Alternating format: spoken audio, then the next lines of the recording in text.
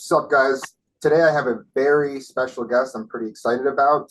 Brittany Jones is running for president in the 2024 presidential election, and she has joined me here today to answer some questions. Thank you for coming and joining me here today, Brittany. I appreciate that.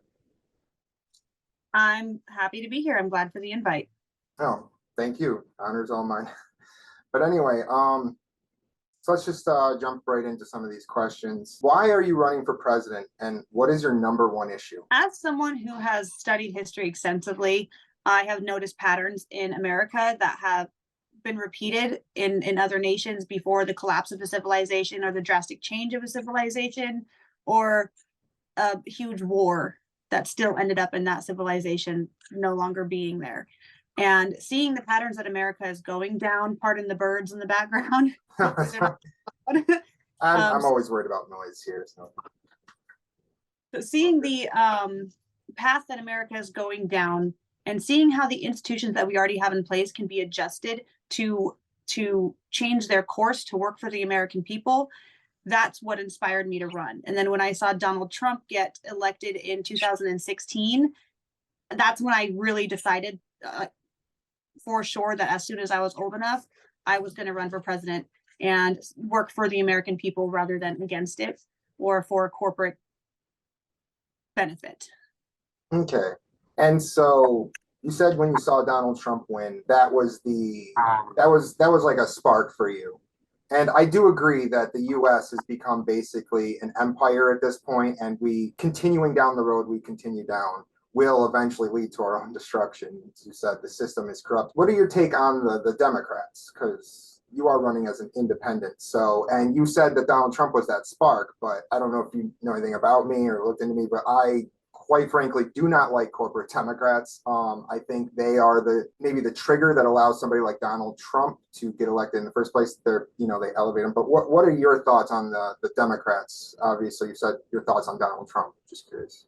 So just to clarify for the listeners, there is an independent party. So I've been saying I'm unaffiliated with any party. I do not agree with the parties in politics because they all ultimately toe the party line.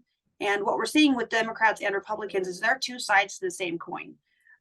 When that phrase was going around, all cops are bad, and people are saying, well, what about the good cops?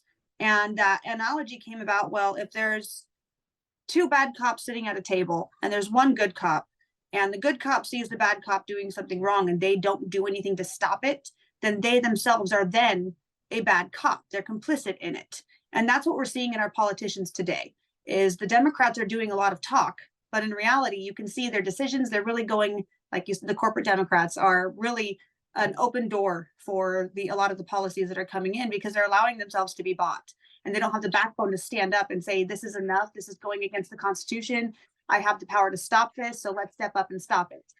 There are two sides of the same coin, in my opinion. I think that's mostly fair, or at least I mostly agree with that. My third question was actually why I run as an independent, so you kind of mostly covered that. The only thing I'd want some additional information in is why have you chosen not to run in one of the two major parties when it could potentially be possible to win in a primary and then make those changes from within the Democratic Party, almost like a hostile takeover of the Democratic Party, if you will.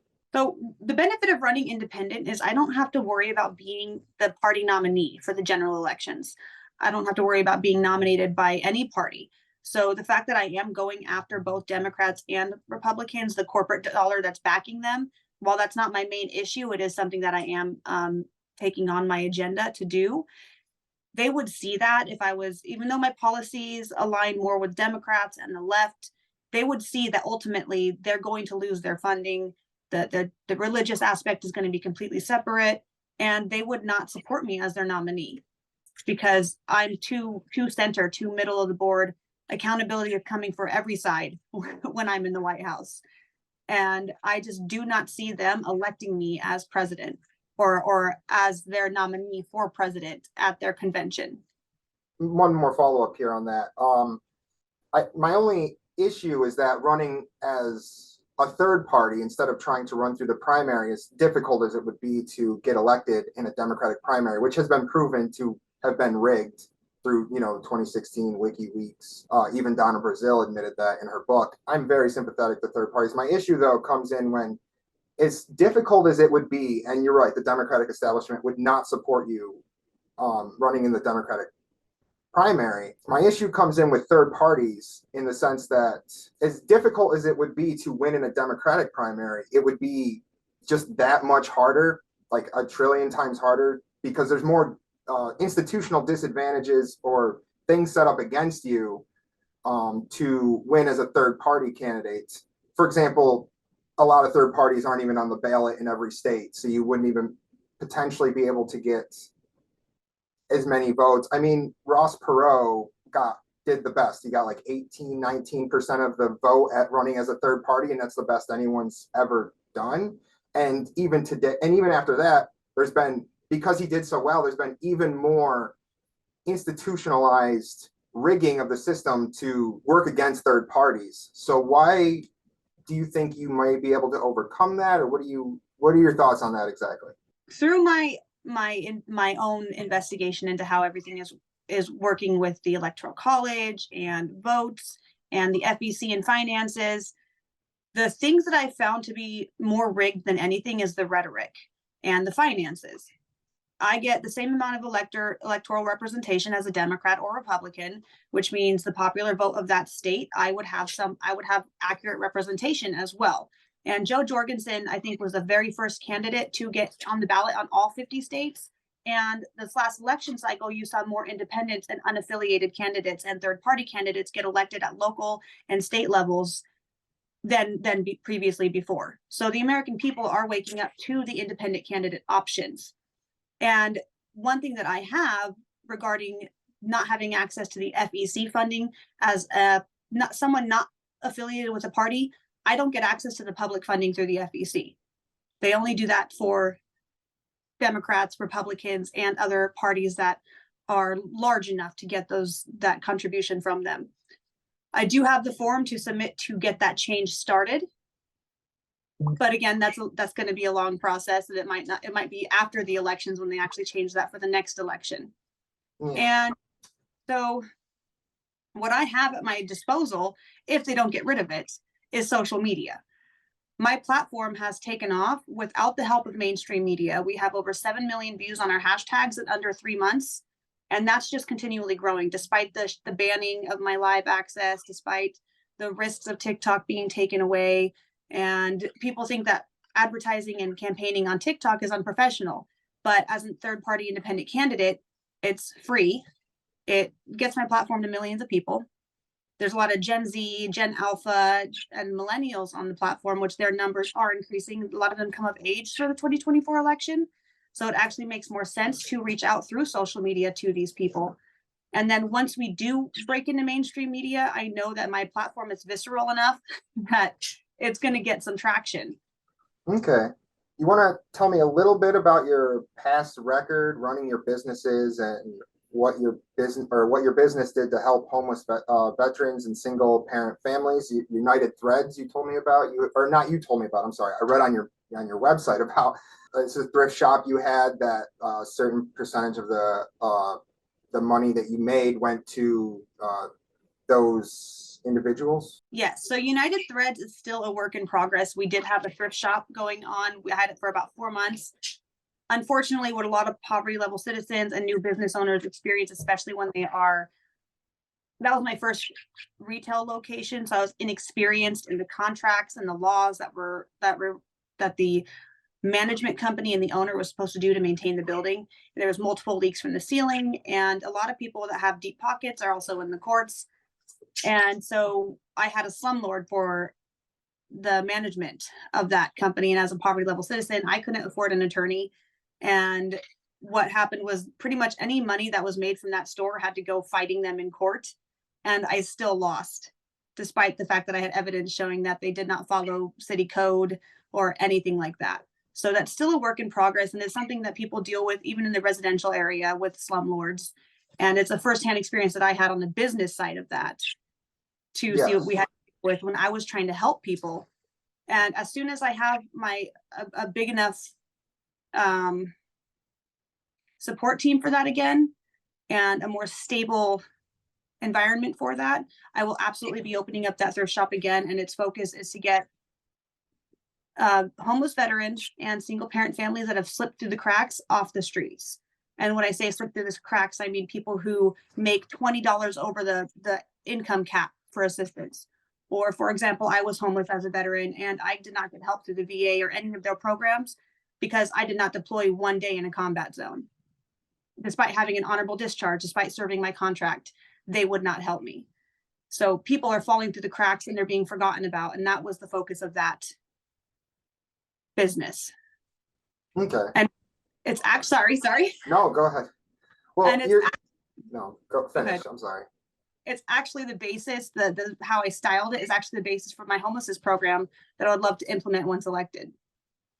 Okay, and you're very right about a lot of landlords, slumlords who get away with basically keeping just a trashy place to live, and they're not upkeeping with maintenance. So there's even giant corporations right now.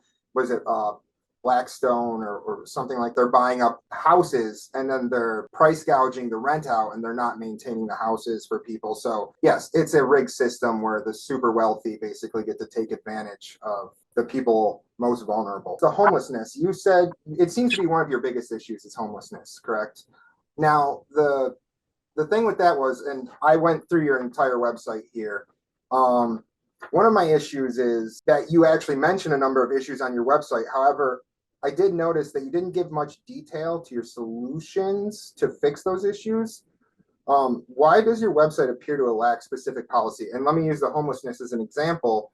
I would argue like the best policy for addressing homelessness would be to do like just housing for all.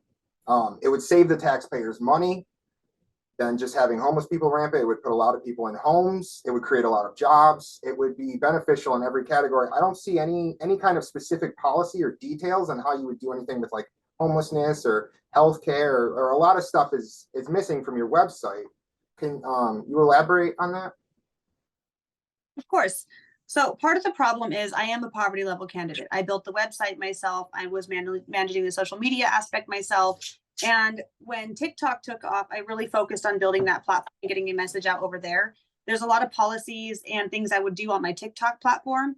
And just a couple weeks ago, we actually got a PR manager and a social media manager finally. So you're going to see updates to my website. You're going to see updates all across the board on all my media platforms, bringing everything up to par with how far I've brought my TikTok forward so that you can look on any of my platforms and see anything that I would fix. Now, there is not going to be a lot of specific policies on there outside of what the president themselves could do, because introducing legislation goes through Congress. The president can't just create a law and pass it. The only way they could do that is if they're expanding a law and doing an executive order.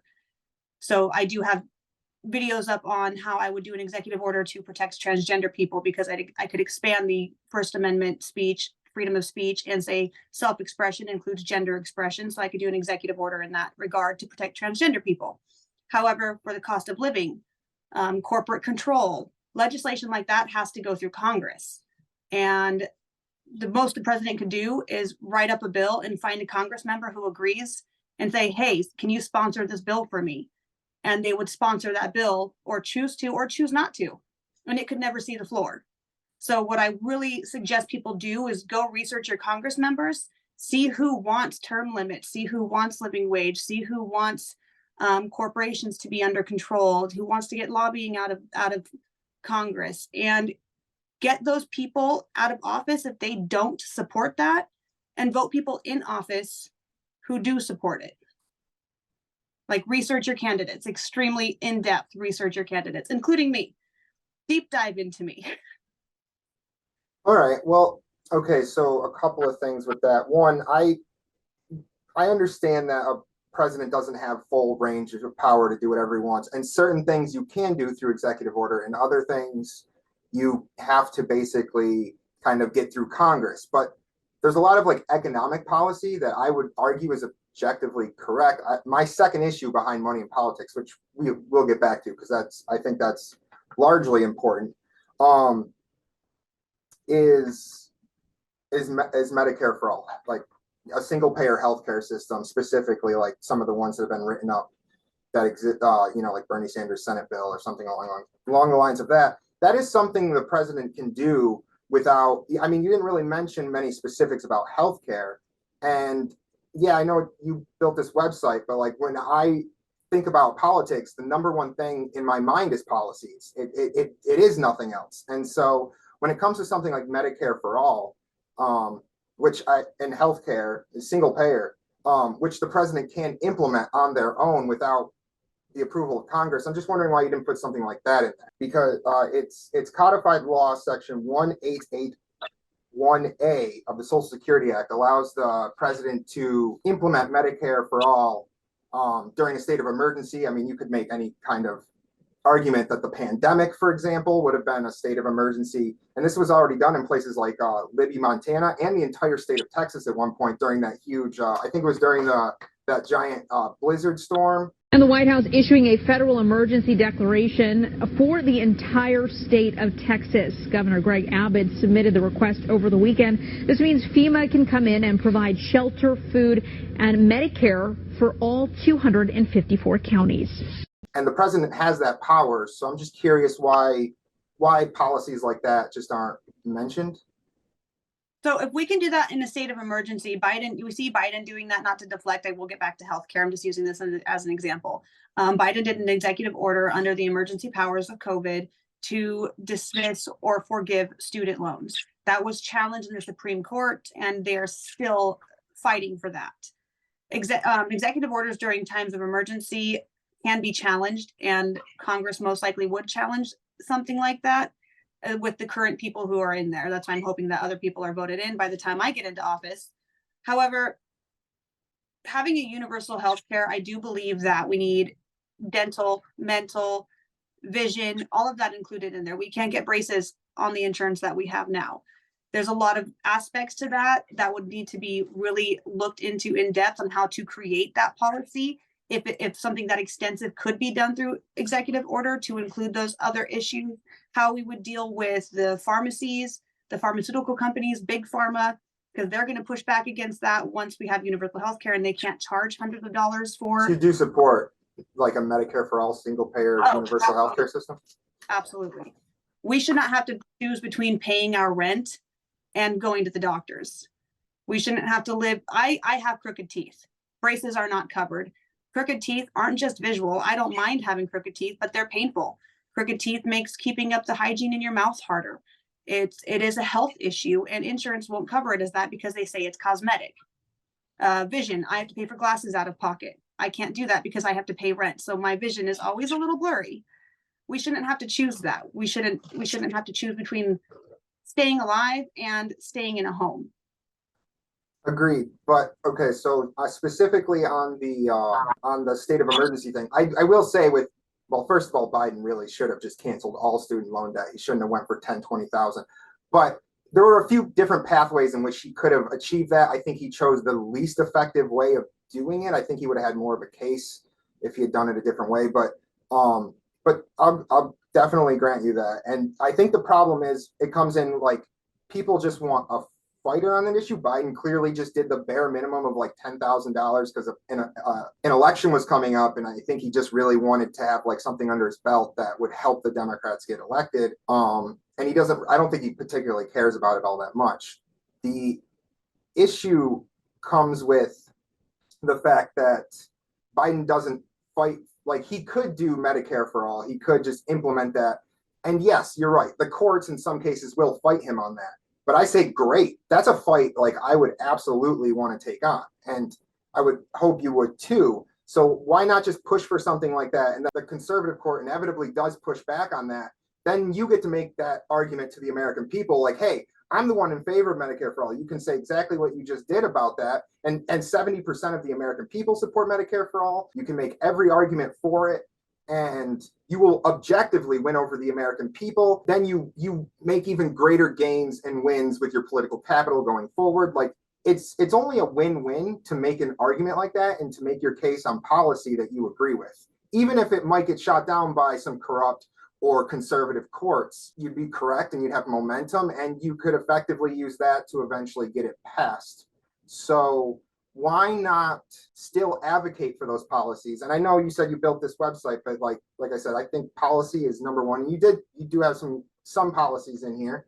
But why not put policies like that you just agree with and just say like, hey, this might get shot down, but here's my strategy going forward. And I hope they shoot it down because I want to have this debate in front of the American people. So that's one thing I had mentioned before is it's not just that I built the website. It's just that when TikTok took off the way it did, I focused the majority of my time there. And now that and managing everything and bringing everything over to my website, on my TikTok specifically, if you go to the Hot Topics tab, I talk about the universal health care in my immigration video. I talk about housing on there, military information. The problem is I haven't had the time myself to switch it over because I don't have a team like many of the other corporate backed Democrats. And now that I do have a team, you will be seeing those policies updated on my website to reflect what's already been said on TikTok. And I don't want this to come off insulting or anything because clearly you are in favor of a lot of positive things and you do have a lot of support that is due to you being in favor of those positive things, you not being corrupt and being for economic and social progressive policies. My only issue is that a lot of people aren't on TikTok. And so the problem you have there is like, yeah, you're popular on TikTok, which is great. That is good. You're getting a lot of young people, but you don't want to just try and like be popular on TikTok because it's less of a popularity contest for TikTok and more of a presidential run. So like, for example, when Tulsi Gabbard, who I have issues with, and somebody like Marianne Williamson back in 2020, when they ran for president, this is just regardless of what you think of either one of those two people, when they spoke on the debate stage or when people heard them speak, they had skyrocketing Google searches for their names. She was an outsider during the 2020 election, but after this Democratic presidential debate in Miami in 2019, she ended up being the most Googled person in 49 states. And the first thing that generally comes up when people search you is going to be your website. And I mean, it was the first thing I looked up when you agreed to do this interview. And so what about you can't just win an election with the young people that are specifically on TikTok alone. So why wouldn't you, when putting your website together, focus on like more substantive policies? On the website specifically. On the website specifically, because my girlfriend, for example, she is on TikTok. She likes TikTok, but she actually prefers to read. Like I like to get a lot of my news when I watch news from like YouTube. I like a specific type of YouTube channels, but she likes to read articles. She will go to somebody's website. As soon as she hears a name, she'll go to their website and she'll read through their stuff. Handwritten media can be just as important as video media. And TikTok only reaches a certain demographic. And yes, it is expanding demographic. It's a very important demographic, but it's not the only demographic. And I feel like you kind of lose people when you don't make an articulated argument on policy regarding your website. Do you agree or disagree, or do you have any No, I agree. To that? I agree that the website is a shortcoming at this time, which is why we're going to be working on transferring things over and making sure the policy is the same across the board. And one social media platform or one platform is more informational than another. We're going to make sure that everything is covered. We're transferring things over. You're going to be seeing changes on my website as soon as this week. Okay. Well, that is positive to hear. Sorry, I was looking for this time. I'm going to start crossing off some of these questions I already asked so I don't have to look at them quite as long. Okay, so this is an interesting one. And it's not something I necessarily care about, but you are a self-described pagan. Somebody's religious belief generally means very little to me as far as regards to governing. But it's kind of something I feel like I should probably ask. Does that hold like any supernatural beliefs to you, and would that guide you when you're governing? One of my biggest platform stances is the complete and clear separation of church and state.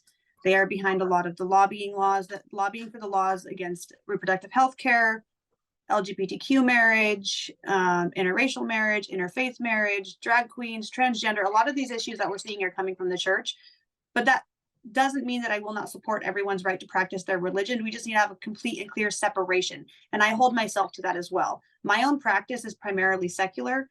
I hardly ever talk about my actual religious beliefs on any of my platforms because I'm in agreement with you. My religious beliefs should not have anything to do with my politics or policies.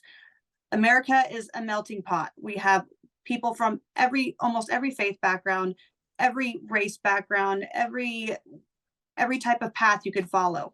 And it's not any one person's right to force somebody to follow their spiritual or their religious beliefs physically, which is what we're seeing, or mentally. I love that answer. It's fantastic. And honestly, like, I don't care what you believe. Like I said, as long as honestly, I boil politicians and political commentators down to like two things, and it's policy and record. You are the founding member and you run Olympus Academia and the Academy of Arcane. I'm sorry. Can you tell me a little bit more about what those are? So Olympus Academia, the Academy of the Arcane Arts, is a private metaphysical college. It's an online school. And we hope to have a university eventually so that people have a safe place to go, because coming out as pagan in our heavily evangelical Christian and Catholic pressurized nation that we live in right now with the influence of the church is dangerous. Children are kicked out of their homes, teenagers, family turns their back on you, you lose your job. People have been fired once their alternate religious stances or beliefs have been discovered. And so the goal of Olympus is to create a safe place for people like me or others from other varying faiths to come and learn and be somewhere where they won't be targeted and even killed. Okay, that's very noble. That's a great thing. And you claim you are a member of many marginalized communities. I will admit, I actually find someone's identity to be not at all important when it comes to policy and how they govern. So what would you do policy-wise to increase the standard of living for marginalized communities if you were elected president? You seem to be already doing quite a lot.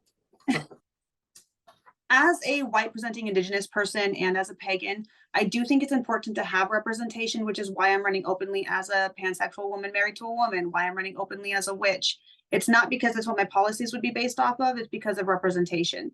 And living in these communities as a witch, I've never lived on a reservation before, so I cannot speak for the majority of the Indigenous community, just like I can't speak for the majority of the pagan community.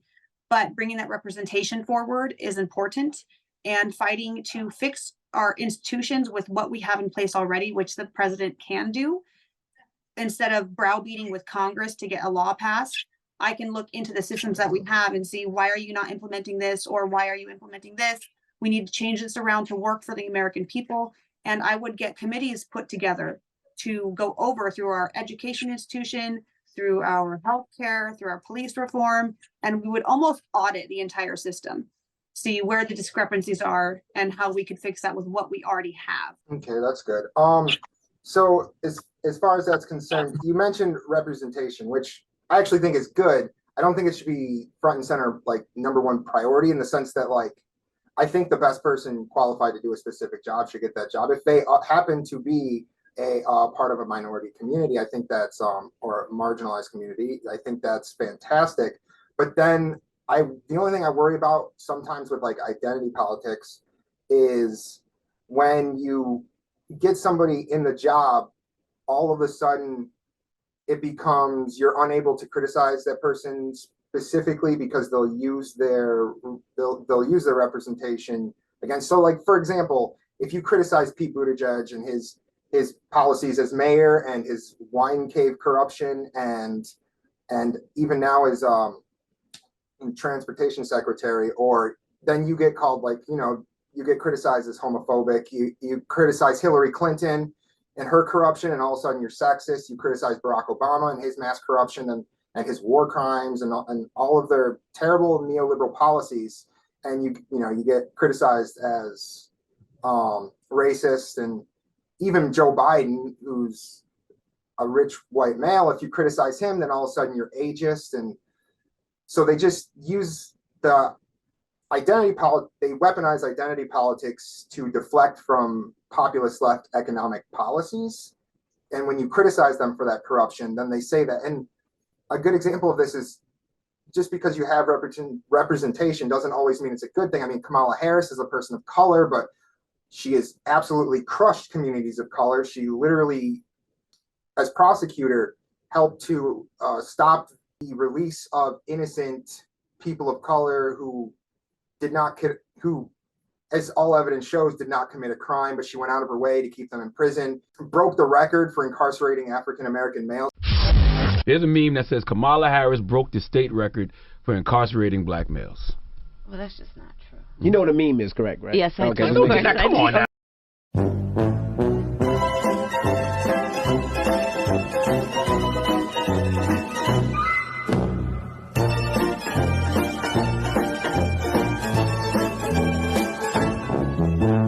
She's basically created a slave labor market using the private prison industrial complex. And so she's essentially, and even now the war on drugs, because of how it disproportionately incarcerates African Americans and people of color, has become known as the second set of Jim Crow laws, which somebody like Kamala Harris has supported. Even when somebody says like, hey, could you legalize marijuana or something along the lines of that, she like laughed at them. My position is it needs to be legalized. Ron Gold, the Republican candidate for Attorney General, wants to tax and regulate the use of marijuana for recreational purposes. Colorado is already beginning to prove to everybody that there is sufficient taxable base. Gold wants to use the millions of dollars projected from marijuana sales for drug and alcohol counseling and for education. In the face of grave danger. We asked California's current top cop, Kamala Harris, for her position on this controversial issue. Your opponent, Ron Gold, has said that he is for the legalization of marijuana recreationally. Your thoughts on that? That he is entitled to his opinion. And then she pretended for like 4.5 seconds that she wasn't against the war on drugs when she ran for president. But as soon as she became Joe Biden's vice president and Joe Biden was in favor of the war on drugs, all of a sudden she was again. So I think representation is a good thing, but do you think it's more important that qualified individuals who would be better on policy for those communities would have those positions of power? I do think that the most qualified candidate is the one that should get in the office, which is why when people come to me and ask me to drop out to support other candidates, I say no. Running for president is not supposed to be easy. It's not supposed to be a walk in the park, and it's not supposed to be handed to you. So I do think the most qualified person needs to win. The reason why being a witch got so prevalent in my campaign is because my first viral video, that's what got the visceral reaction and what made it go viral. And as a candidate that doesn't have access to corporate backed money, I have to use the algorithm to get my message out there. So if I have to be like, yes, I am a witch and here's why, and that makes a video viral and that opens the door to other policies, because if you look at other comments on any politician's campaign, they'll get questions in their comments that are not related to the video in question at all, or to the post in question at all. And it opens doorways to other conversations because it gets my name out there and gets people looking at me as a presidential candidate, and then they start asking me questions. So I do use my identity as a way to get boosted in the algorithm, but then I use that as a doorway to talk about the important matters. No, that's fair. I don't care if you use that specifically to get eyes on you, because excuse my language here, but fuck the corporate friendly algorithms on these social media networks that suppress and try to censor independent voices. So no pushback there. Regarding my previous question on your website, I'm quite worried about the fact that the entirety of your website is completely missing what I would argue is the most important issue in policy. Why does your website, and I know you said you'll fix this, but I want to get a little bit into this. Why doesn't it mention money in politics or campaign finance reform or publicly funded elections anywhere in the website? I know you said that was kind of already answered, but I think so that I think that should be front and center, only because, and even on your front page here, you have a link to your constitutional convention that you want to have. We can explain what that is in a minute if you'd like, but I had to, it was nowhere on your website. I had to click here. It's not even in like the description. And then I had to go 3 paragraphs down until I found just 2 mentions, one of money and politics and one of campaign finance reform. And I would personally argue that that is the #1 issue among above any other issue, because it literally it infects into every other issue. It controls every other issue. So not being able to, like, let's say you want to win on Medicare for all. Well, now you have to outraise pharmaceutical companies and the private insurance companies and the healthcare industry as a whole. And you want to win on an issue like, let's say, legalize marijuana. Well, now all of a sudden you have to outraise the pharmaceutical companies again. You have to outraise alcohol companies. You have to outraise the private prison industrial complex. You have to, it doesn't matter what issue it is, as long as money is in politics, it will be the deciding factor of what policies are implemented. I don't know if you know this, but there was actual literal study done. It looked over 20 years of public policy, and what it found is that over that 20 years of public policy, what the majority of the American people wanted and what corporate donors wanted, the corporate donors got the politicians implemented into law what the corporate donors wanted. It was directly in line with what they wanted and against what the American people wanted. So I guess my question is, why not emphasize the importance of money in politics more? So as I stated earlier, my main focus, I guess I didn't state this, my main focus of my campaign is separating the church and the state. And if you really look into it, the church is behind a lot of these corporations, the ideology, the Christian, the evangelical ideology, the Christo-fascist, the Proud Boys. A lot of them are behind these institutions that are in these corporations that are paying these politicians for all these legislation that they're passing. I look at it as going after the cause, not the symptom. And it is a 2-pronged cause. You are correct there. The corporations and the churches are working hand in hand, especially the corporate churches, which is what we're seeing, the corporation of churches in America. And what happens with that is the money gets funneled into these politicians. And we do need to stop that. And that, you're right, it does need to be addressed on my website. I just haven't I haven't even made a video on this on TikTok or on any other platform, really. I speak about it a lot in my lives, but we do need to have something written down for people to go to. I encourage people to vote people into Congress or Senate, or if you have these ideologies yourselves, to get corporate businesses out of politics to run for those positions, so that when I'm elected, I can work with you or whoever's running or whoever's in position to get this out. Because until there's people in those positions to vote on this, it's not going to happen unless we can get this constitutional convention going and it goes in our favor.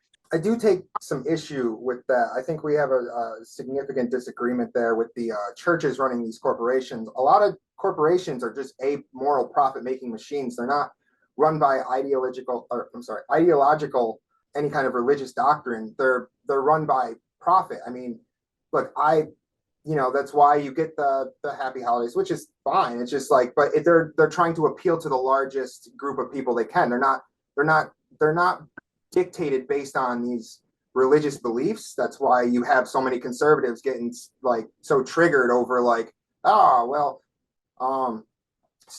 just gave out a red cup with nothing on it or whatever. Like, they say happy holidays and there's a war on Christmas and all this ridiculous stuff is because corporations put themselves out there as socially progressive, and they're not dictated by right-wing religious extremism. They're dictated by money. And so that's why they buy out. That's why they've corrupted the system so that they can buy the politicians to create a cycle in which they make more money. I don't think it has anything to do with religion in that sense. I think it has to do with the greed and corruption of man. And we've created a system where bribery and greed to an astronomical level has been legalized.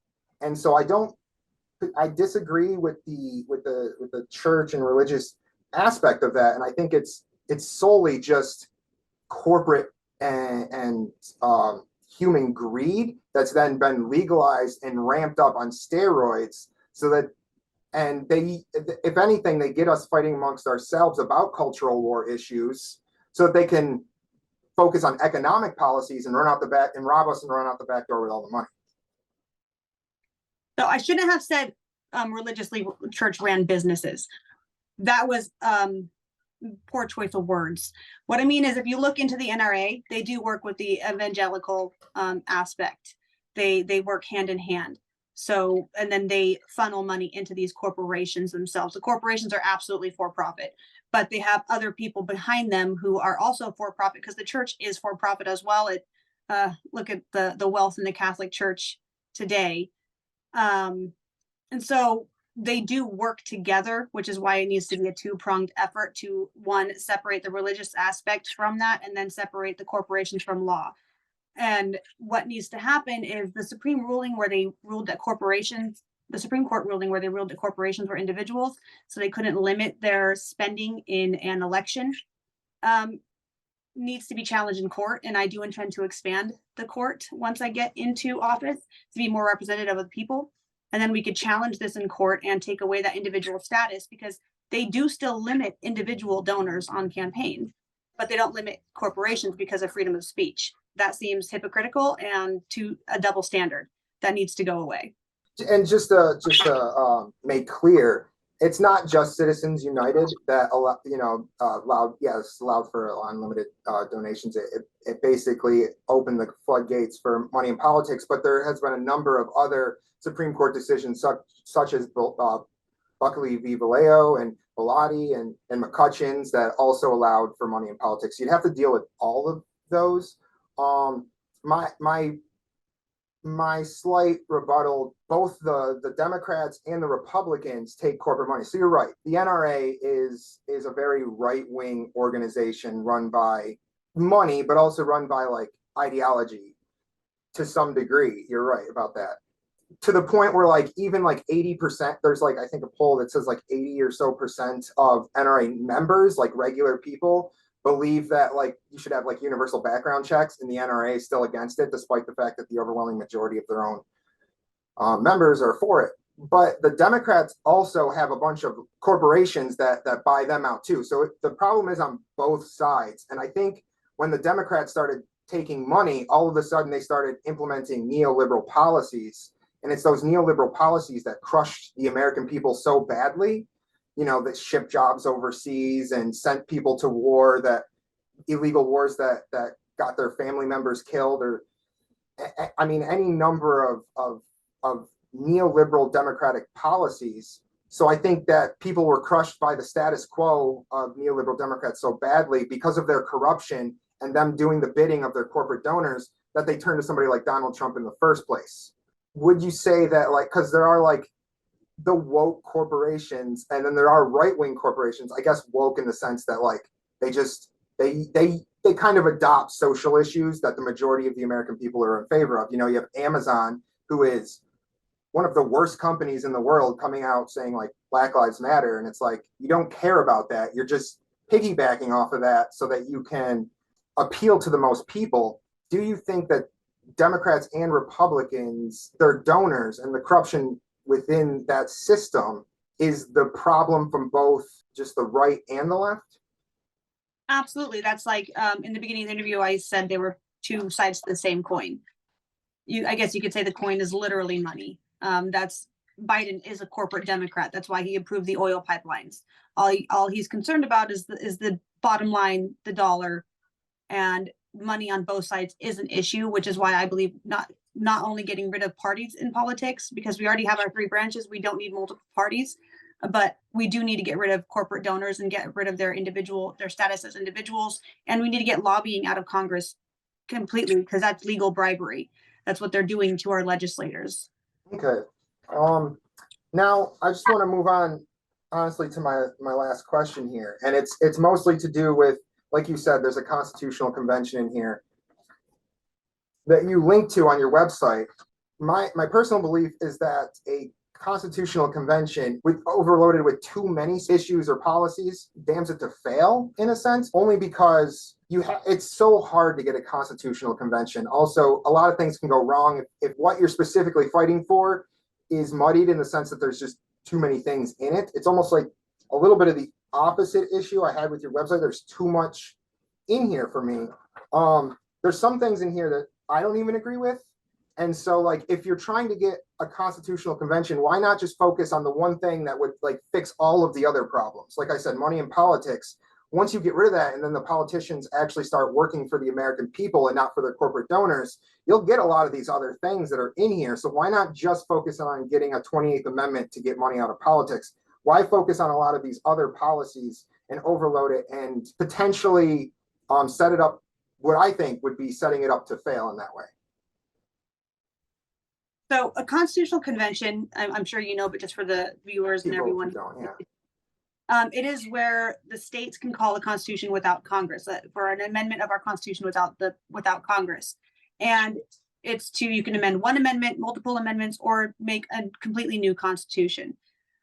What I'm doing by bringing multiple amendments, because as you said, it's really hard to get one of these done. So we need to bring issues to the floor now. In my opinion, things are moving so fast in our elected officials passing laws that are against the American people. We need to get something going now and negotiations on the table now. And having these different options gives negotiating chips, bargaining chips. They could say, I don't agree with this one, but I agree with this one. If you get rid of this policy, we can keep this one, type of negotiations. And we'll whittle it down to the most important ones. And what we need to do is we need to bring so many of them there, because that's our one chance to do it. Because who knows how long it's going to take to happen again. Our founding fathers created the Constitution to be a living document. It's meant to be amended. It's meant to be changed. And it has not been updated since the 1800s, which means there's a lot of changes that need to be made to that document to protect the American people, as our society has changed so much since the founding of our country. And it's changed so quickly. This was the most important thing I actually did want to talk about. Yes, you're right. In a nutshell, a constitutional convention is the best way to ratify a new amendment or change the Constitution so that you can kind of rewrite it, but you have to make sure that you kind of have everybody on board. It takes about 75% or I think 2/3 of the states to pass legislation to ratify the Constitution. And once you get those 75 states on board, you can go around Congress basically and change the Constitution as you see fit. My only problem is when you do that, you have to, it's so hard to even get because on the state level, there's much less corruption. So that's why it's possible to get the Constitutional Convention, where it isn't possible to maybe do all of these progressive ideals through Congress. But it's still very difficult. Even like an organization like Wolfpack, which has been trying to get just the Constitutional Convention for just money in politics, they have made significant grounds, but they still haven't accomplished their goal. And they started as far back as Occupy Wall Street. The fact that they're not able to get what they want done, but you have this, and not in a derogatory fashion, but a wish list of these leftist progressive ideas, some of which somebody who's I'm very sympathetic to third parties. I'm a self-identified populist left progressive socialist. I'm pretty far left. I actually am not the biggest fan of like the term limits and stuff like that. So like if you can't get even somebody like me on every single one of these issues, all of a sudden you split the people who are like yes and no, and then like even people who would be on your side for money in politics all of a sudden are like, well, I don't like this and somebody else is like, I don't like that, and then all of a sudden it's too divisive to actually get passed when it's a very hard thing to do still. I think if you were to pass the campaign finance reform in the form of publicly funded free and fair elections, get money out of politics, I think every single one of these issues would start to fix themselves immediately, because politicians would then be elected by the people and not by their corporate donors. And then they would be beholden to the American people and not to their corporate donors. And the majority of the American people support most of these. So then the politicians would just do the bidding of the American people and pass these without the interference of corruption. So you would get most of these if you just did the money in politics. So I don't understand filling this Constitutional Convention with all of these other policies. As I stated, it's for bargaining chips. And just because something is difficult doesn't mean it shouldn't be attempted.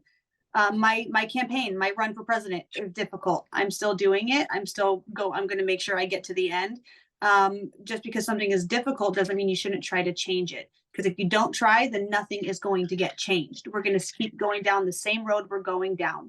And if we can get a constitutional convention and we get all these states agreeing to meet and negotiate, then, as you said, one party is going to like this amendment, but another one's not going to like this one. So what we can do is say, hey, you don't like term limits because you don't want to be voted out of office, but we want our children protected in school, so accept the amendment to the Second Amendment. And you won't have your term limit, your term threatened. because, they still want their money. Yeah. So I totally agree that if something is difficult, you should never stop fighting. Like 100%. Just because something's difficult doesn't mean you should give up or not fight. My issue is, I think you can accomplish all of this in an easier path, because I think as soon as if you just focus on the one issue, money and politics, and I don't think what is the bargaining chip exactly? Do you just like throw out certain things for other people, like as a compromise to get them on board? Or like I said, if you just do the one issue, which is money and politics, all of these other things will be fixed within the first few years of a clean system. You should definitely fight for something, even if it's hard, but why not take the easier route to get the same conclusion and the same results? See, what you're doing is you're assuming you would get those results. There's no way to tell that if we take money out of politics, yes, it would fix a lot of things, but it wouldn't necessarily stop someone like DeSantis from passing the legislation that he's passing. The American people should have the power to vote someone out of office before their term comes. And if we could get an amendment like that passed, then that would be fantastic. And negotiation is that what you described is exactly what negotiating is. You have to cherry pick pretty much and say, this person doesn't like this amendment, but if we take this out, then they'll agree to this one. And so the likelihood of all of them passing, pretty much impossible, but we will whittle it down to 2 or 3 that are beneficial to everyone. And the best, it's said in many different places, the best negotiation leaves no one happy, because there's going to be compromises on all sides. Okay. Go ahead. Sorry. And so we need to at least get something started for the American people. This one is the one I'm going to go back and forth the most on. I'm sorry, but if you get money out of politics and all of a sudden politicians are then beholden to their citizens and not their corporate donors, yes, will, like a Ted Cruz and Rick Scotts and like all these other Republican politicians, will they finish out their term? They will, but the chances of them getting reelected or even running for election again are next to none. I mean, if they can't actually make the money off of being in office that they were making when corruption was legal, then you would start to filter out the bad politicians and replace them with good politicians and who represent the American people. At that point, then they would just start to represent the American people, and then you would get these things. So you mentioned a bad Republican politician, but he wouldn't be in office after just short time after our system is fixed. He would be filtered out, or he would be pressured so hard by the American people if he were to for some reason stay in office, even though he couldn't be corrupt like he's being previous to campaign finance laws being changed. He would then be only beholden to the American people. So you'd even get like Republicans doing progressive or populist policies because they would be kind of forced into representing the American people, even if they don't like it. You would kind of have like a resurgence of like FDR style policies. And I think inherently, if you got money out of politics, I think that would just be like a clean the slate, start from scratch with a clean system where the system represents the American people. Saying we cannot predict what an individual will do. Some people do like being in a position of power more than they like the money. So we can't sit here and predict that somebody would just leave their office because they're not making that money anymore, because humans are unpredictable. They all have their own minds. We all have our own minds. So to me, that's still a risk. And at least having a couple more amendments on there would give us something to be like, you know what, we could get money out of politics if we get rid of this Constitution amendment that they don't like. That's the part of the negotiations. If we only bring one thing to the table, then we have no bargaining chips. What's going to make them agree to that amendment? What's going to make them agree to get money out of politics? Because even our state level governors, our officials, they still are being bought by corporations. Maybe not on the same level as the federal level, but they still are. So we have to have something as leverage to get them to agree to those amendments. And if we just bring one thing to the table, then we don't have that. I'm just going to make 2 more points, then I'll let you respond to that, and then we'll move on. We do kind of know what the system would be like without the rampant corruption that we had. Like I said, I mentioned FDR in the past. We had a system of government that worked for the American people and not for corporate donors. So we actually did have, in those days, not just FDR days, but we also had, like, you know, in the past, we've had Medicare and Social Security implemented. FDR, he did the New Deal, but I mean, unfortunately, until he died, he was going to implement a second Bill of Rights. It's a shame we never got that, but those are the kind of things that the American people got because there wasn't rampant corruption, and it would just kind of return to the American people kind of getting their way on issues. And we see this in other countries where there isn't like rampant corruption as well, like, you know, Nordic and Scandinavian countries. Denmark has some of the best programs in the world whenever they're measured through studies. Even like the World Happiness Report comes out and it shows that those countries are doing the best on like healthcare and education and even like low crime rates and all of these other things because their government more represents the people because they don't quite have the same rampant corruption that we have here in the US. The second point I wanted to make, the bargaining chips, because state level politicians are still corrupt. You would use those bargaining chips to essentially kind of win over some of the more corrupt state politicians as well. But state politicians aren't as corrupt as federal ones, not quite yet. And so you don't necessarily, I would argue that you don't necessarily need those bargaining chips to get something like money in politics if you make the argument to them.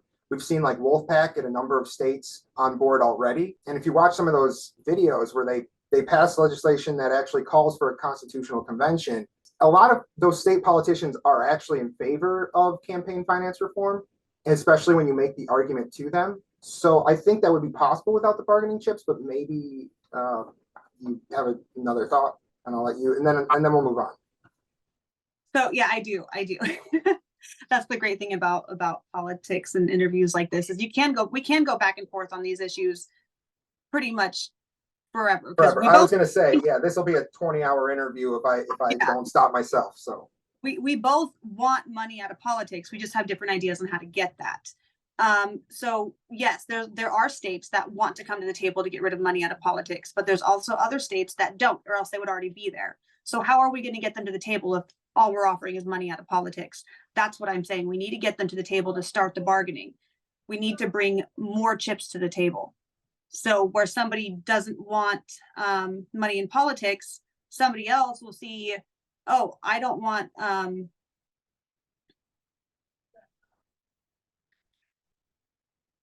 going through the amendments in my head right now that I already have. So somebody wants gun reform, you know, and so they're not on the table. They're not coming for the money out of politics, but they see that there's an amendment for a gun reform bill. And they're like, oh, I can come for that. So they may not be coming for the money, but they're coming for another thing. And that's how we get the amount of states we need on board. We need 34 out of 50 states to get this constitutional convention even started. We need them to apply for it. And then after that, I think we need 38 out of 50 to ratify it. So we do to bring other states to the table because obviously they're not all coming for money or else it would have already happened. All right. I'm not gonna give a follow-up argument, but I am gonna ask a question because I'm genuinely curious. Are you not worried of a runaway convention if everybody's on board for this constitutional convention for different reasons? I absolutely am. I state that in the video that I made about it, that it is risky. Anything in this type of setting, even just coming for money, because people could still bring, once the constitutional convention is approved, other states can still bring amendments in. They can still bring different topics to talk about in. They haven't had one at the federal level, so they don't have a set proceeding to this. How to select the delegates, how to run the proceeding itself. They don't have that set because they've never done a federal level constitutional convention before. So it is risky, but I look at it this way, especially with my separation of church and state stance. There's a lot of the right states are very heavily using religion to get rid of certain rights. And there is a chance that they could push for a theocracy. And I think they're already trying to push. Yeah. Oh, you mean in the convention? Or you Yeah. just mean in general? During the convention, they could actually adjust the Constitution to allow for a theocracy. But there's the Democrat and Republican states, blue and red states are pretty much evenly split. So I don't believe there would be a majority vote for a theocracy. But believing, like I've stated many times, even I can't predict what would happen. once we get into negotiations. But that's to be said for bringing one bill or many. We can't predict what would happen once it's going because we've never had one before. All right, and I want to move on to the last issue, which is still kind of about money in politics, but it's specifically, I said there was some policies in even the Constitutional Convention that I don't necessarily agree with, and we already kind of covered a lot of this, but let's see if I can find it. And I think you mentioned it in your website as well. It was established term limits and age limits for members of Congress and the Supreme Court of the United States. I don't think term limits do anything to address the problem with our system, because the problem is corruption.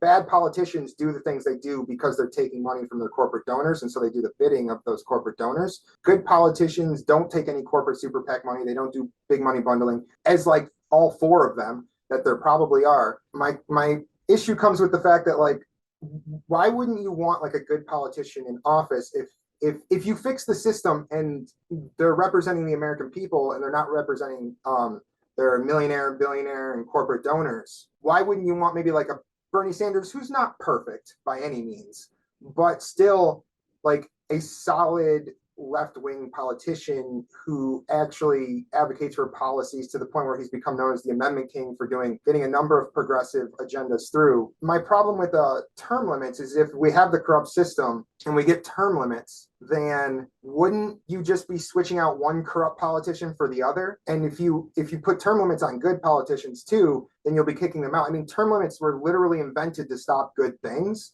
because FDR was so popular and he represented the American people so well that the Republicans went, oh shit, we're never going to win an election ever again unless we invent some way to get these good politicians out of office. So they invented term limits specifically to stop somebody like FDR. Why do you think term limits would actually be beneficial and not the harmful thing that they were created to be in the first place? So term limits isn't actually something that stems from corruption in my that's not where I bring term limits and age limits from. Age limits they're passing legislation that they won't be alive to see the ramifications for, if there are any. And yes, Bernie Sanders, great ideas, great ideologies. I'm a huge supporter of Bernie Sanders. However, he needs someone who's younger, we need a younger generation in politics. And with how quickly our society is changing and how diverse we are, we need to have that diversity in office. Currently, as you've stated, the president is the only one with term limits. So if Congress and SCOTUS doesn't have term limits, would you be in favor of the president not having term limits? And if not, then why are you not in favor of Congress having term limits or SCOTUS having term limits? That's a fair question. The problem with the Supreme Court is that they're unelected officials. I think that, and look, you're right. The president has term limits, and look how Noam Chomsky has said, if the Nuremberg laws were upheld, every post-World War II president would be hanged. Now, I don't believe in the death penalty, but that just goes to show the terribleness, the terrible policies and the corruption of these presidents that we've had time and time again. Despite the term limits, you still get terrible politician after terrible politician. And we were talking about Bernie Sanders. I mean, your age limit would kind of kick him out of office, would it not? And the term limits would have him out of office by now. The corruption is why the bad politicians do the bad things. And when you look at politicians, the very few of them that don't take any corporate super PAC money, they don't do any big money bundling, like Bernie Sanders, who take small individual donations, they're the ones that actually get the good things done. So I think the evidence shows that it's not really the term limits or the age limits, but the corruption. I can agree with that. That it's not the term limits or the age limits. The corruption is what's having the difficulty in our government right now. The term limits for me was about representation. If you're not for term limits for Congress, then what's the point? As you stated, term limits for president. Despite the term limits, we still have bad presidents like Donald Trump. And if we didn't have term limits, we could have ended up being stuck with someone like him. Right now, we could end up being stuck with someone like DeSantis. Because honestly, DeSantis, I don't think he's in it for the money. He seems to be like someone who just likes power. Well, you wouldn't be stuck. Oh, go ahead. Okay, I'm sorry. Go ahead. Finish. No matter who's lining his pockets. So there's no guarantee that they will leave office just because there's no money behind their reelection campaign. There's a lot of people in Florida who do support DeSantis. There's a lot of people who don't. It's just a matter of who likes the power enough to give up the money to stay in power? There's some good points there. I will say you would be able to get rid of Donald Trump, specifically because you still live, though there are no term limits, there's still a cycling election depending on the office, for the presidency every 4 years. So you would be able to just vote him out. And like I said, I believe with a campaign finance reform and publicly funded free and fair elections, if Donald Trump was in office, the cleaner system would prioritize, it would almost incentivize a better politician to be in office. And it would almost filter out the bad politicians like Donald Trump. And if you didn't have the corporate Democrats crushing people with neoliberal policies, somebody like Donald Trump never would have got elected in the first place. And if you didn't have you wouldn't get those neoliberal policies because there would be no corporate Democrats to pass those policies, because there would be no corporate Democrats because they can't take any corporate money. It would just be people in office, politicians doing the bidding of the American people. So it almost filters out the Donald Trumps from getting into office or staying in office if you're able to achieve getting money out of politics in the form of campaign finance reform. But I do agree. Like I said, it comes down to, I don't think it's a bad thing if younger people are in office. I think that's great. You get newer ideas and stuff like that. There's still a large diversity of ideas that come with different generations and stuff. So I do agree with some of your points there. But I just, like I said, I lean more towards the priority of getting money out of politics. Any thoughts on that? Right, that's a great priority because it is a huge corrupting factor. I will bring it back to this as well. One more time, back to the Constitutional Convention. I have a question for you, a timeline question. So say the Constitutional Convention at a federal level has never happened. There's no time limit on it. Who's to say it won't be dragged out for years to get the finances out of politics? Who's to say they won't drag it out for 5-10 years to keep money in politics? And then we're stuck in this never-ending cycle. And that goes for what I want to have as well. So what do you think would be the process? Like, how long do you think that would take? What's the risks of that, in your opinion? Yeah, so there's no easy answer for something like that, because no matter what solution we come to, it's going to take forever. The issue is, I think the quickest way to accomplish that goal is to just focus on one specific issue, the issue that I think will fix all of the other ones, as I've pointed out, the money and politics issue. I think that'll take forever. Unfortunately, I do think it'll be drawn out, but I think it'll be much faster than any other solution. So I think the Constitutional Convention here, I think might take longer because you have to get more people on board with a variety of other policies. Like you said, I guess there are bargaining chips there, but then what if people only sign on for the one specific issue? And they with Republicans, there's a hard line where they would rather just lose everything than compromise on one issue. And yes, like I said, state level is a little different from federal level, but you still do have that. And if you were to get the Constitutional Convention you're looking for passed by some miracle, I think, and that's not, mine would be some miracle too. I just think they're different levels of difficulty. Even if you were to get certain Republicans on board who are in favor of maybe like a specific policy, and then you were to get some Democrat on board for maybe a specific policy, and those are two different policies, and the big one you're going for is money in politics. Once you get to that point where you're actually trying to amend the Constitution, what's to stop more divisiveness at that end goal from just shutting this down entirely, or getting all of the worst things or all of the bad things from it? And that could help it happen with both of our approaches to it, because nothing stops them from bringing amendments to the table once it happens. Because states who are completely against it could be like, oh, well, guess what? Now that it's happening, I'm going to bring my amendment to the table with my delegate. So, it's just one of those things that it's never happened before. All we can do is assume how it would play out. And assuming things it is risky. It is a little dangerous, more than a little dangerous, especially with today's climate. I'm of the stance that we have to try something. We have to get something out, because Congress currently will not vote money out of politics unless people get out and vote and run, not just vote. I see a lot of people saying to research your candidates and vote the ones that you agree with. No one is encouraging people to run for office. They're not saying, hey, you know what? You have to be 30 to run for Senate. You have to be 25 to run for Congress. Lived in the state for this many years. No one is saying that. My platform, I'm using it to spread that message. If you want money out of politics, if you want universal health care, if you want a living wage, if you want to work for the American people, run for office and reach out to me and I will help you. we need to bring change. And that's one of the ways we can bring change faster than a drawn out constitutional convention. But we need to get people on board for that as well.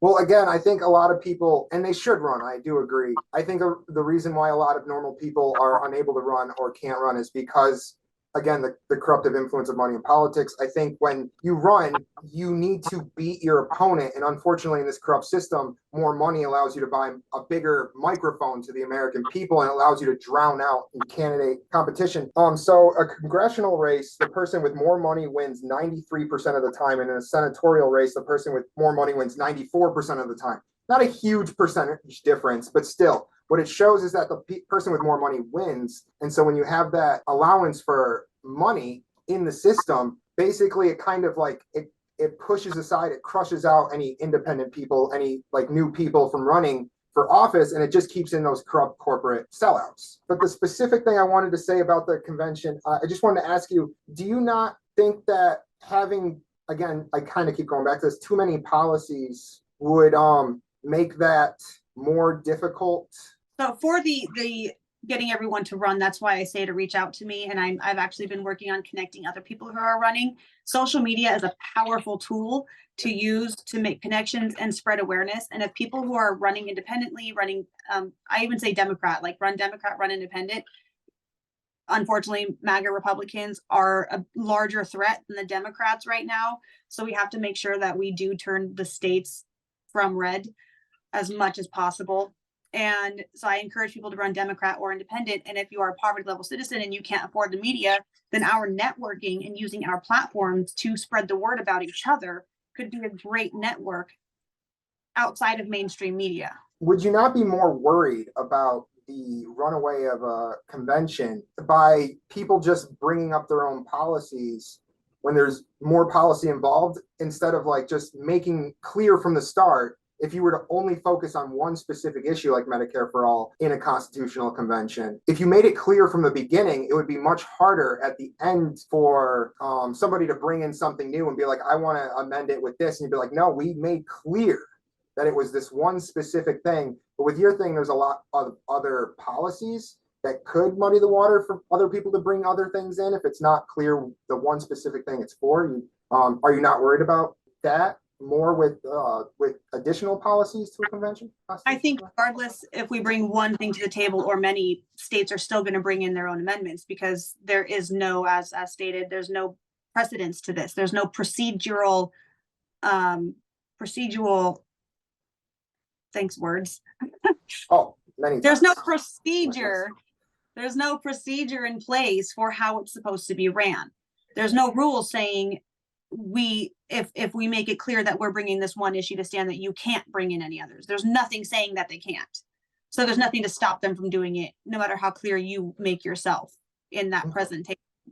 So no matter what, that is a risk. And I recognize that risk. Okay. Might as well take the bull by the horns and get the reins in hand and say, this is what could be brought to the table. Let's tailor it to what the American people want and hit the negotiation table as hard as we can.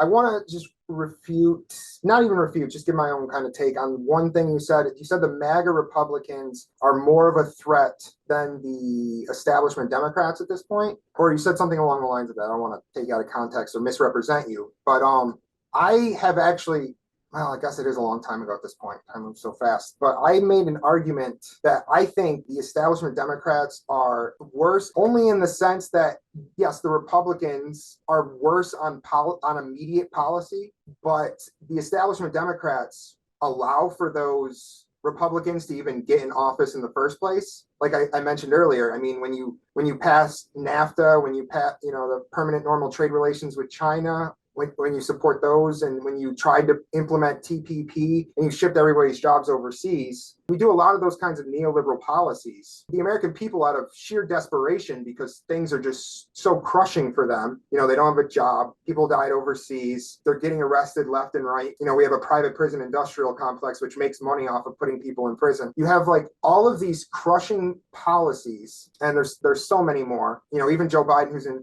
office right now, as far as like putting people in office, he was an architect of the '94 crime bill. When you have all these policies, it crushes the American people, and they turn out of desperation to somebody like Donald Trump, and they turn to Republicans, even on the culture war, when they feel they don't have any power in economics anymore, they kind of just like turn to the culture war. Then it becomes this just cultural war battle, which Republicans seem to win over some people on. And I know that they're wrong a majority of the time, but I think the establishment Democrats allow, and not only allow, but they even elevate. And in some cases, literally fund, like in Hillary Clinton's case, she literally propped up Donald Trump with the Pied Piper strategy. She helped Donald Trump to become the nominee because she thought he would be like the easy one to beat. And it's like, well, how did that work out? So I think when the establishment Democrats, they hold responsibility for Trump and the Republicans getting in office in the first place, then they kind of hold the responsibility for all the policies and all the disgusting, hateful policies that those Republicans pass.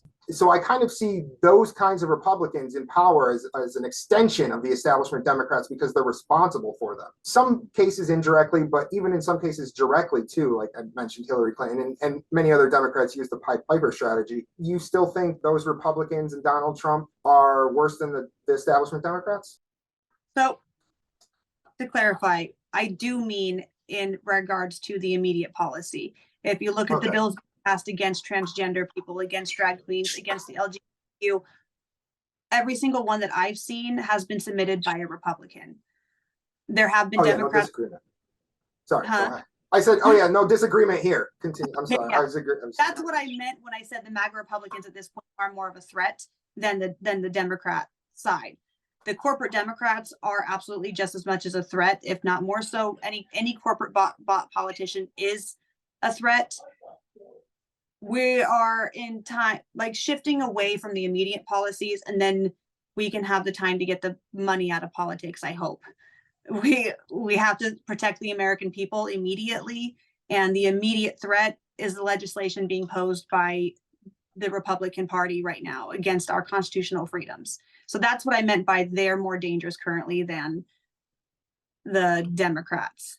Okay. Yeah, the only thing I'd say is I think the money in politics issue would be the determining factor of what fixes those issues. I think that is the most immediate policy. I mean, not just because it does help those victimized communities that are being just viciously decimated by Republican legislation, but also just like something like climate change.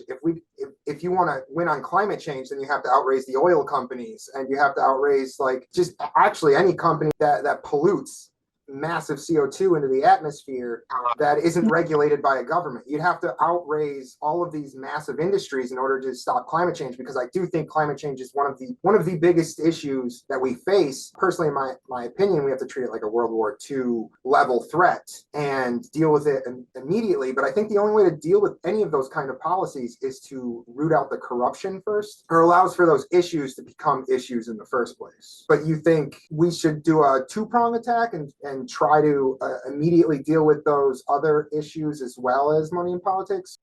I think if we put all our eggs in one basket, we're all going to lose. Regardless, if we don't get people out of office that are posing an immediate threat, then they're going to continue harming us. And how can we fight the bigger fight if we're continually being harmed and fighting against this other stuff?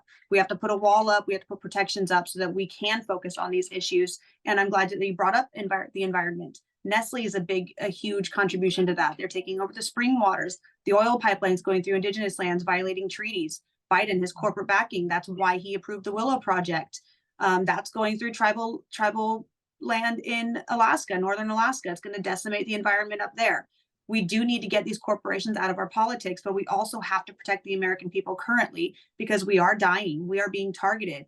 The suicide rates are going up in states where the maternal death rates are going up in states where abortion has been made illegal.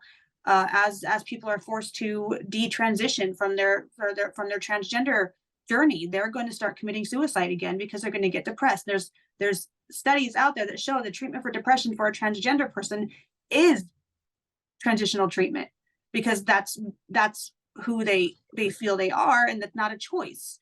There's different biological combinations for transgender people, and that's a whole nother discussion that we can get into one day. But our people are dying because of these policies being put in place, and if all our people are dead, then who are we going to fight for? we have to protect ourselves while doing this battle. It's offensive, defensive type of strategy that we need to develop. And I think we need to develop it together. It's not just one person's decision making that needs to happen. And that's what's supposed to be happening. Our government is supposed to be working with the people, and it's not. And that needs to change. And I'm going to sound like a broken record, but I do believe that money in politics is the root cause of all of those issues. But I am going to end the interview here soon, and I loved a lot of what you had to say. I think you're a great candidate. I hope you do well. I'm going to give you the last word, though. Is there any message that you want to give the American people or anyone who might watch this video? I honestly, for me, it's time for us to stand up. If we don't want to end up in a bloody revolution, we need to stand up and stand together and show them the power the American people actually has. Your vote does matter. Everyone's vote matters. No matter what they tell you, the rhetoric out there, they're telling you that voting for this person or voting for that person is throwing your vote away. No, if they're telling you that if you don't vote because you feel like your voice won't be heard, it will be if you vote. That's the power of the American people. Get out there, vote, run for office. Change won't happen unless you step up and try to make a change. And together, huge change. I absolutely agree. The ability to vote is one of the last remnants of power the American people still have. Very well said. Thank you so much for joining me today. Brittany Jones, running for president in the 2024 election. Again, thank you so much, and I'm very honored to have you on. I wish you well, and I hope you do well, and I hope the American people take a look at you as well as any other candidate. Thank you. I appreciate you having me on, and I appreciate that as well. Thank you. Thank you. Yes. Have a good day. You as well.